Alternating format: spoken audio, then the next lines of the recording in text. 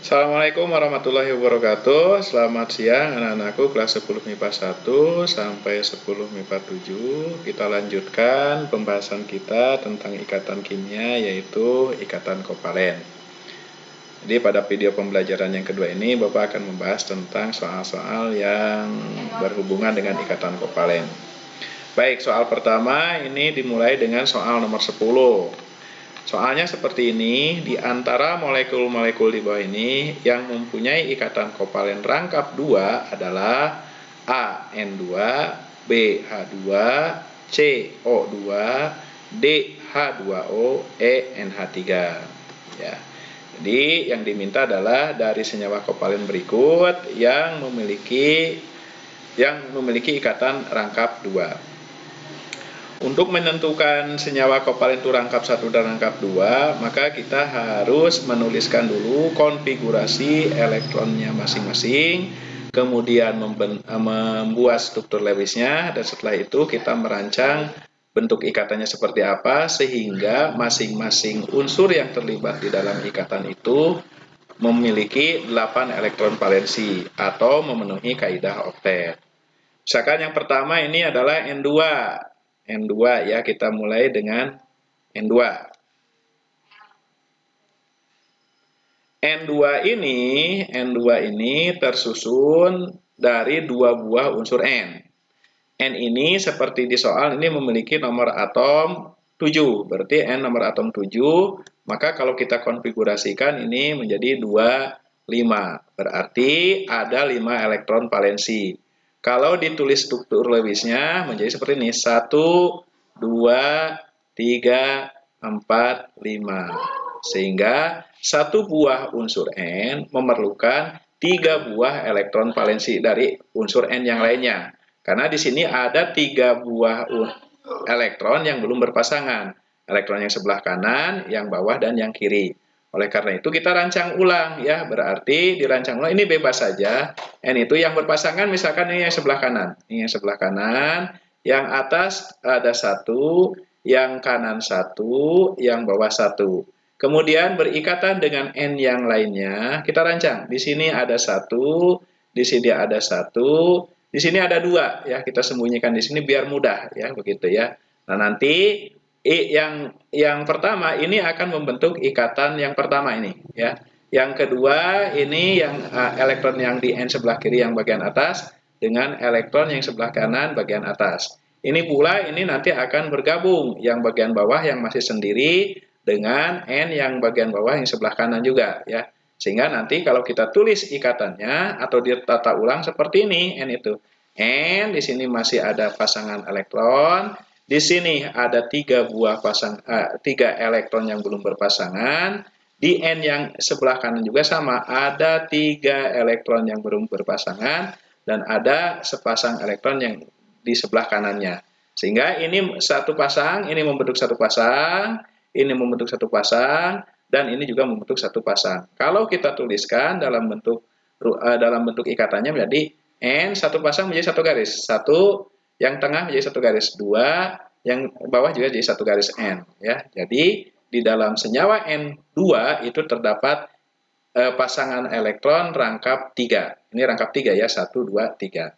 Berarti N2 ini bukan jawabannya.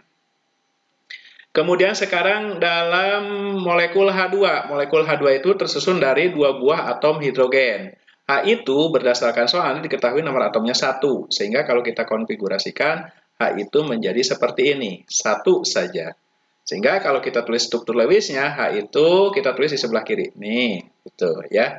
Karena di dalam molekul H2 itu ada 2 H, maka kita pasangkan lagi H1 ini dengan H yang lainnya.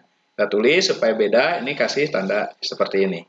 Maka ini kan akan berpasangan, kalau ini enak langsung jadi satu pasang. Berarti ini jadi H garis H, begitu. Sehingga di dalam molekul H2O terdapat terdapat ikatan kovalen tunggal. Ya, ini ikatannya ikatan kovalen tunggal atau satu ya, ikatan kovalen tunggal begitu ya. Ini ikatannya ikatan tunggal 3. Kalau ini rangkap 3. Kalau yang ini yang N2 ini rangkap 3 begitu ya. Nah, sekarang kita coba dengan O2. O2 itu tersusun atas dua buah unsur O. O itu kalau berdasarkan soal ini nomor atomnya 6. Kita konfigurasikan lagi ya. Ini O itu nomornya 8 ya. Ini maaf, ini nomor atomnya 8. Kita konfigurasikan menjadi 2 6. Berarti memiliki 6 elektron valensi ya. 0 elektron valensi kita tulis seperti ini aja. 1 2 3 4 5 6 ya. Karena O2 itu tersusun dari dua buah atom O, maka ini bisa Bapak tulis ulang ya. O itu berarti seperti ini. Supaya kita merancangnya enak. Ini 2 di atas, 2 di sebelah kiri dan 2 di sebelah kanan ya. Kemudian nanti dengan O lagi berpasangan di sini ya. Ini kasih tanda silang 1 2 3 4 5 6 seperti itu ya. Nah, nanti yang belum berpasangan itu kan yang ini nanti berpasangan, yang ini nanti berpasangan. Supaya apa? Supaya semuanya jumlahnya jadi 8 ya, begitu ya. Jadi sini nantinya itu akan jadi O satu pasang ini jadi satu garis. Garis, kemudian O satu pasang lagi satu garis seperti itu ya. Nah, sekarang jumlah elektron yang ada di O di sebelah sini, ini nanti jadi 8 nih. Ini memenuhi kaidah oktet ya. Demikian juga yang ini juga jadi 8 semuanya. Jadi ke sini 8. Ini memenuhi kaidah oktet. Kalau yang atas ini duplet ya. Kalau yang NH2 ini juga oktet. Jadi nanti N yang kiri ini nanti akan memiliki 8 elektron nih seperti ini. Bapak perlu ulang ya nanti. Ini juga sama, yang kanan juga memiliki 8 elektron valensi ya. Ini memenuhi kaidah oktet ya. Yang ini memenuhi kaidah oktet ya, kaidah oktet ya, seperti itu. Demikian juga yang ini. Nah, hasil akhir daripada O2 ini menghasilkan ikatan kovalen rangkapnya ada 2. Berarti ini ada ikatannya tuh ini rangkapnya rangkap 2 ya. Nah, yang soal ini diminta adalah ikatan kovalennya adalah ikatan kovalen yang rangkap 2. Ini mintanya rangkap 2. Berarti dengan demikian jawaban yang tepat adalah yang bagian C, yaitu O2. Bisa dipahami ya ini ya? Baik, kita lanjutkan. Pasangan senyawa berikut yang keduanya berikatan kovalen adalah A. KCl dan NH3, B. NH3 dan Na2O, C. KCl dan CH4, D. KCl dan Na2O, E. NH3 dan CH4. Ya. Soal ini mirip dengan soal pada senyawa ion tadi ya. Nah, kalau dalam senyawa ion itu kan unsur yang terlibat itu adalah unsur logam dan non-logam. Maka pada senyawa kovalen ini, kalau kovalen itu ini terbentuk dari unsur non-logam ya dengan unsur non-logam lagi ya, non-logam lagi gitu, non-logam dengan non-logam. Jadi di sini caranya kalian tinggal lihat aja, kalau senyawa tadi tidak ada golongan 1A ya atau 2A, maka senyawa tadi merupakan senyawa kovalen begitu ya. Jadi ini tandanya apa? Tidak mengandung, gitu aja ya, itunya gampang aja. Tidak mengandung unsur logam ya, unsur logam ya. Dalam hal ini unsur logamnya itu unsur golongan 1A dan 2A. Ini tidak boleh ada ini ya. Kalau ada senyawa golongan 1A dan 2A berarti senyawa tadi adalah senyawa ion atau bukan senyawa kovalen. Baik. Yang pertama yang A itu ada KCl ya, KCl. K ini K ini termasuk golongan 1A ya. Ini merupakan senyawa gabungan dari logam dan non logam. Berarti yang A ini adalah senyawanya senyawa ion. Jadi yang KCl ini bukan senyawa kovalen ya. NH3, kalau NH3 ini N non logam ya, N non logam ini juga sama non logam dengan non logam. Maka ini senyawanya adalah senyawa kovalen. Karena di sini tidak ada golongan 1A atau 2A ya. Baik, berarti NH3 iya ya, NH3 iya, tapi salahnya ini KCl ya. Kemudian NH3 iya ya, kemudian Na2O. Na2O ini ada Na-nya. Na ini merupakan golongan 1A, berarti ini logam dengan non logam. Berarti kalau ini adalah ion ya, senyawa ion ya, begitu ya. Kemudian berarti ini bukan, yang salah ini. Ini adalah senyawa ion ya. Yang ini adalah senyawa ion ya. KCl ini jelas ini adalah senyawa ion, ini juga bukan pilihan kita karena ini KCl ini bukan senyawa kovalen. Apalagi ini KCl bukan ya, ini Na2O bukan, berarti jawaban yang tepat adalah NH3 dan CH4. Bisa dipahami ya? Oke, jadi sekali lagi Bapak tegaskan minimal kalian hafal golongan 1A dan golongan 2A. Golongan 1A itu apa saja itu tadi itu?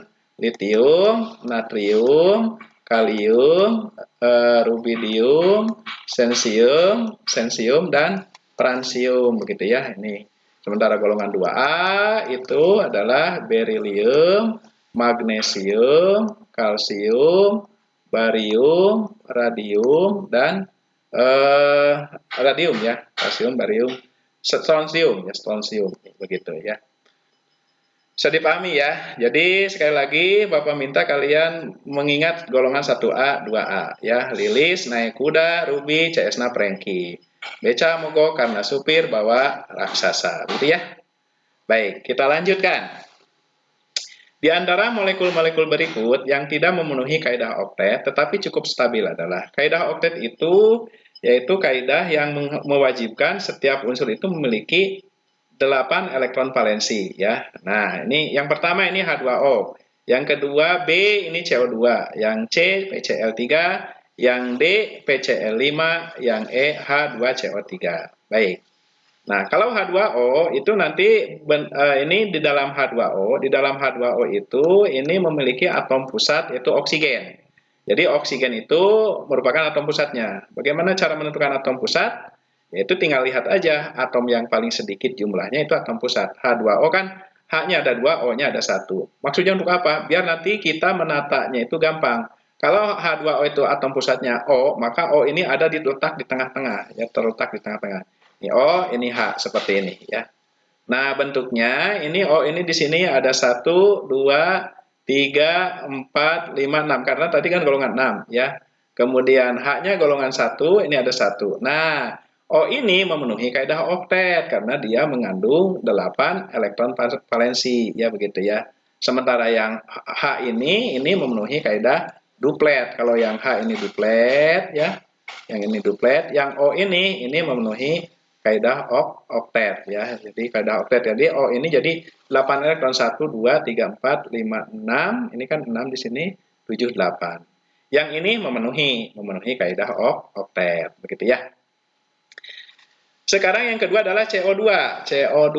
Ini kalian sedikit demi sedikit harus mulai hafal ya. Jadi mulai hafalnya itu C. C itu ada di golongan 4A ya. Jadi Bapak tulis aja di sini dulu ya biar kalian jelas. Ini di sini H itu golongan 1A ya gitu. Kemudian OC dulu, C itu golongan 4A gitu ya. Kemudian P itu golongan 5A, ini perlu diketahui. Kemudian O ini golongan 6A ya, gitu ya. Kemudian Cl ini golongan 7A ya. Artinya apa? Nanti kalau misalkan golongan 1A maka elektron valensinya 1 begitu ya.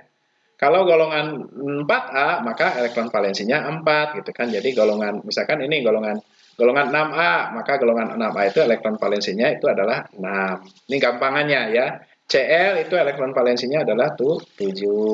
Kemudian hidrogen ini elektron valensinya karena 1 ya 1 gitu. Jadi enak nanti dalam menuliskan struktur Lewisnya. Baik, kita kembali lagi ke CO2. CO2 ini atom pusatnya adalah C karena jumlahnya lebih sedikit dibandingkan dengan O. Berarti C ada di tengah, O ada di kanan 1, di kiri 1. C itu masuk dalam golongan 4A ya. Golongan 4A berarti di sini ada 4 elektron yang belum berpasangan. Ini juga sama ya. Kemudian oksigen ada 6 ya, golongan 6A. Oksigen itu berarti ada 6. Kita pasangkan di sini. 1, 2, 3, 4, 5, 6. Ini sama, ini 1, 2, 3, 4, 5, 6. Nah, C ini karena sudah dipasangkan dengan 2 elektron yang ada di O sebelah kiri dan 2 elektron ada di sebelah O sebelah kanan, maka ini kalau kita jumlahkan, ini kalau berikatan ini jumlahnya akan 8 ya. Jadi ini memenuhi kaidah oktet. Demikian juga, oh yang sebelah kanan, ini kalau kita jumlahkan, ini ada 8, 8 elektron. Yang sebelah kiri pun sama. Kalau kita jumlahkan, ini jumlah elektronnya itu ada 8.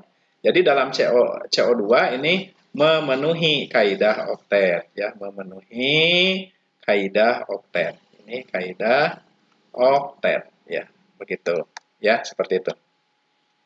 Nah, sekarang PCl3. PCl3 itu tadi P itu termasuk golongan 5A, ya. P itu termasuk golongan 5A. Artinya di dalam P itu terdapat 5 elektron valensi, ya. Kemudian PCl3 juga ini P itu merupakan atom pusatnya. Atom pusatnya itu ada di tengah-tengah. Kemudian kalian pasangkan Cl-nya di kanan 1, di kiri 1, misalkan di bawah 1, begitu ya. Ada 5, berarti kita rancang di sini di atas 2, di kanan 1, di kiri 1, di bawah 1. Kan jadi 5 nih. 1, 2, 3, 4, 5. Kan Cl. Cl itu termasuk golongan 7A. Berarti elektron valensinya ada 7. Berarti ini 1, 2, 3, 4, 5, 6, 7. Yang bawah juga sama. Ini pasangkan di sini 1. 1, di sini 2, 3, 4, 5, 6, 7. Di sini juga sama. Ini ada 1. 1, 2, 3, 4, 5, 6, 7. Nah, sekarang kalau ini melakukan ikatan kovalen, yang P ini nanti jumlahnya akan jadi 8 di sini nih. Karena ini kan nih akan menjadi 8 kan, 1, 2, 3, 4, 5, 6, 7, 8. Yang Cl ini juga sama, Cl ini juga nanti akan jadi 8 ya. Ini juga akan jadi 8. Cl yang bawah ini juga sama, yang kiri ini juga sama. Ini nanti kalau kita jumlahkan elektronnya ada 8. Yang sebelah bawah pun sama. Ini akan ada 8 elektron valensi. Dengan demikian dalam PCl3 ini pun memenuhi kaidah oktet, memenuhi kaidah oktet. Jadi semua unsur-unsur yang terlibat di dalam ikatan tadi jumlahnya adalah 8, ya. Berikutnya adalah PCl5. Di dalam PCl5, PCl5 berarti P-nya ada merupakan atom pusatnya ya. Berarti P kita letakkan di tengah, Cl-nya ada 5. Misalkan di bawah di atas 1, di sebelah kanan 1, ini di sebelah kanan bawah 1, di sebelah kiri bawah 1, jadi 1, 2, 3, 4, di sebelah kanan kiri atas 1, begini ya. Nah, Cl golongan 5 kan berarti ada 5 elektron valensi. Misalkan dipasangkan di sini, dirancang di sini.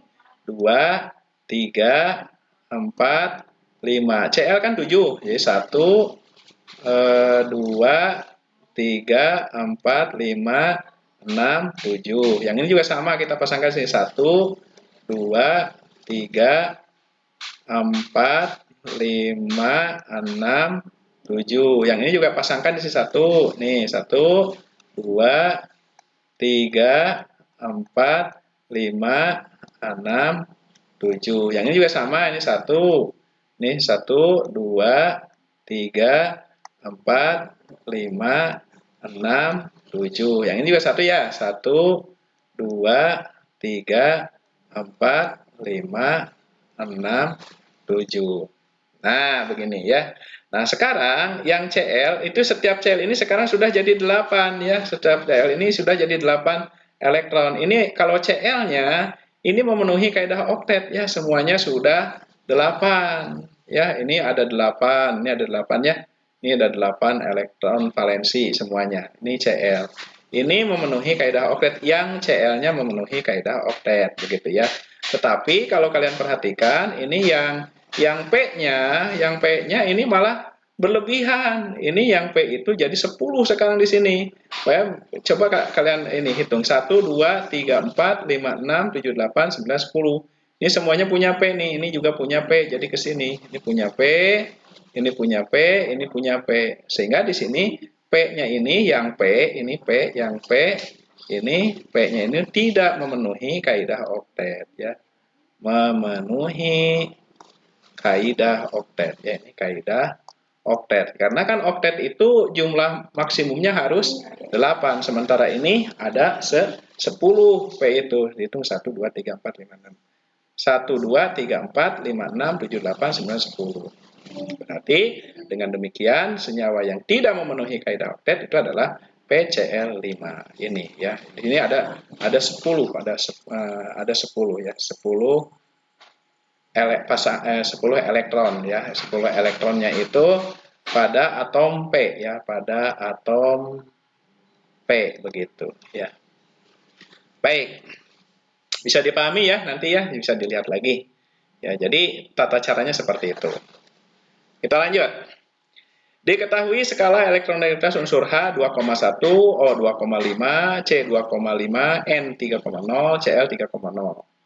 Molekul berikut yang paling polar adalah, jadi polaritas itu, kepolaran itu ditentukan oleh perbedaan keelektronegatifan ya, ditentukan oleh besarnya perbedaan keelektronegatifan, besarnya perbedaan keelektronegatifan ya, perbedaan keelektronegatifan ya, keelektronegatifan ya. Hubungannya ini semakin besar perbedaannya semakin polar ya. Jadi semakin besar perbedaan keelektronegatifan,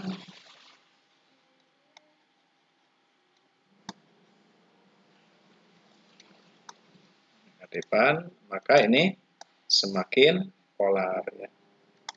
Semakin polar ya. Begitu ya.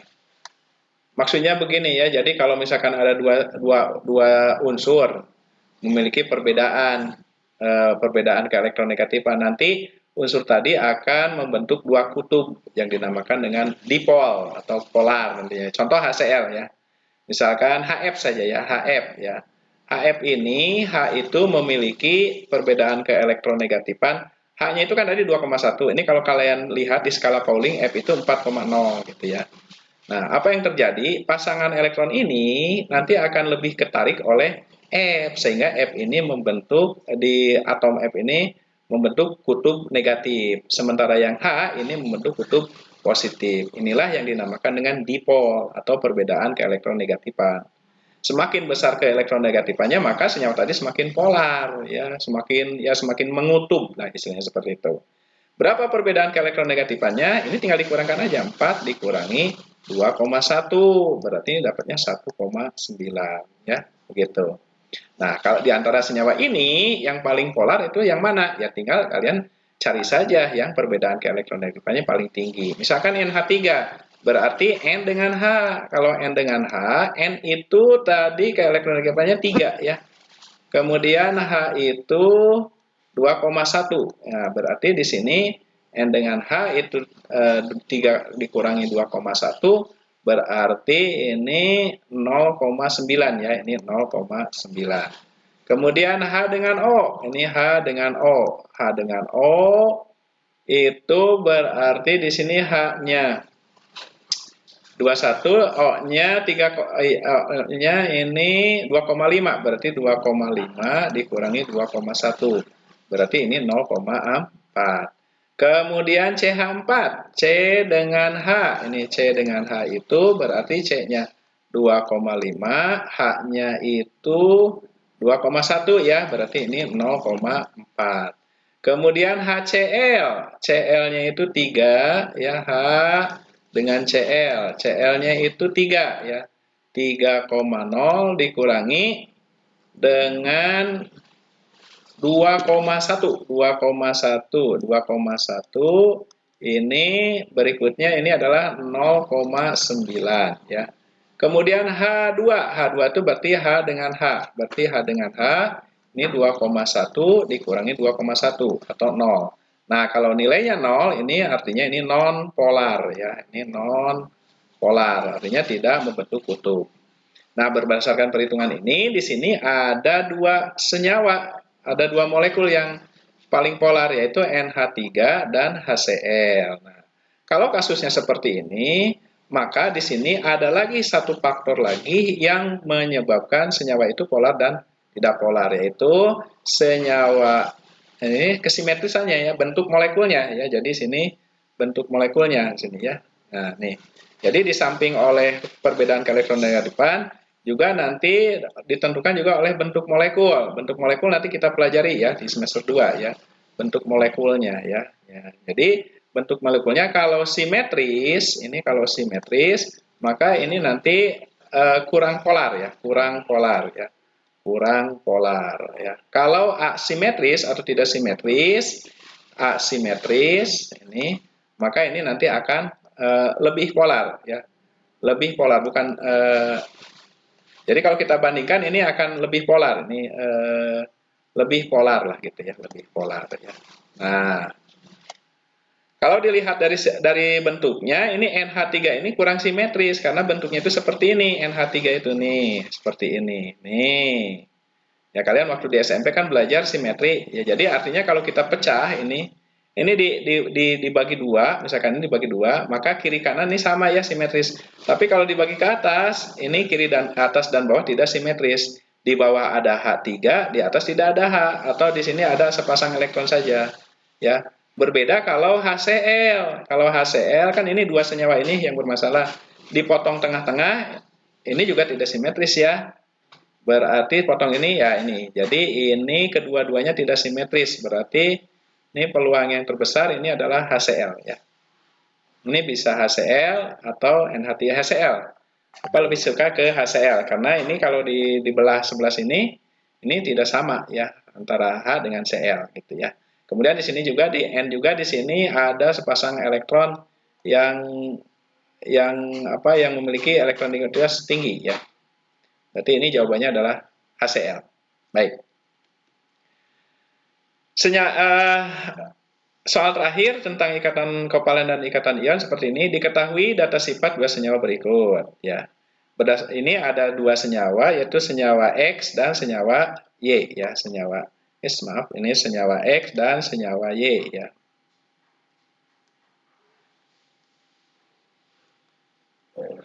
Nih, senyawa X dan senyawa Y. Ya, senyawa X ini memiliki sifat-sifat seperti ini ya. Yang pertama titik didihnya, titik lelehnya tinggi, kemudian daya hantar listriknya kalau dalam bentuk lelehan menghantarkan arus listrik, dalam bentuk larutan juga menghantarkan. Kemudian sama XZ-nya, titik didihnya lebih rendah, 35 derajat, kemudian daya hantar listriknya dalam bentuk lelehan tidak menghantarkan, dalam bentuk larutan juga tidak menghantarkan.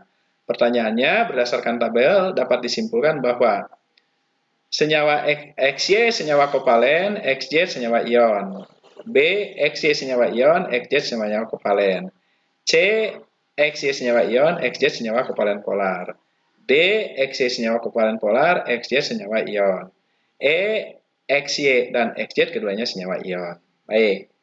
Jadi, untuk menyelesaikan soal seperti ini, kalian harus mengetahui dulu sifat-sifat dari senyawa ion dan senyawa kovalen. Senyawa ion dan senyawa kovalen ini sangat bertolak belakang ya sifat-sifatnya. Bapak tuliskan di sini, ciri-ciri senyawa ion itu yang pertama titik leleh dan titik didihnya tinggi. Biasanya ini lebih dari 100 derajat Celcius. Yang kedua, lelehan dan larutannya itu kalau diuji dengan alat uji elektrolit ini dapat menghantarkan arus listrik. Ini sifat yang kedua ya. Ini sifat yang kedua dari senyawa ion. Kalau senyawa kovalen ini kebalikannya. Jadi titik leleh dan titik didihnya rendah kalau senyawa kovalen. Kemudian lelehan dan larutannya senyawa kovalen ini tidak menghantarkan arus listrik. Tetapi untuk senyawa kovalen polar ini untuk daya hantar listrik ini lelehan dan larutannya menghantarkan arus listrik. Ini yang membedakan antara senyawa kovalen polar dengan senyawa kovalen biasa atau kovalen non polar ya. Jadi perbedaan senyawa kovalen dengan senyawa kovalen polar adalah senyawa kovalen polar larutannya dapat menghantarkan arus listrik ya begitu. Baik, dari sifat-sifat ini kita lihat bahwa XY itu memiliki titik didih yang sangat tinggi. Kemudian daya hantar listriknya baik dalam bentuk lelehan maupun larutan menghantarkan listrik. Maka yang ini kita simpulkan bahwa XY ini merupakan senyawa ion ya begitu ya. Yang kedua, XZ ini titik didihnya rendah nih, 35 derajat Celcius ya. Kemudian daya hantar listriknya ini tidak baik dalam bentuk lelehan maupun larutan tidak menghantarkan arus listrik. Maka ini bisa disimpulkan adalah senyawanya adalah senyawa kovalen ya, senyawa kovalen saja atau boleh dibilang kovalennya ini non polar atau kovalen saja, nah begitu ya. Begitu. Jadi berdasarkan data-data ini kita bisa menyimpulkan bahwa senyawa XY adalah ion, XZ adalah senyawa kovalen. Jawaban yang benar adalah yang B ini ya, XY-nya senyawa ion, XZ-nya senyawa kovalen. Baik, itu saja yang bisa Bapak sampaikan tentang ikatan kimia, terutama ikatan kovalen. Mudah-mudahan ini bisa membantu kalian dalam mempersiapkan menghadapi PAS. Demikian dari Bapak. Akhir kata Bapak ucapkan Assalamualaikum warahmatullahi wabarakatuh.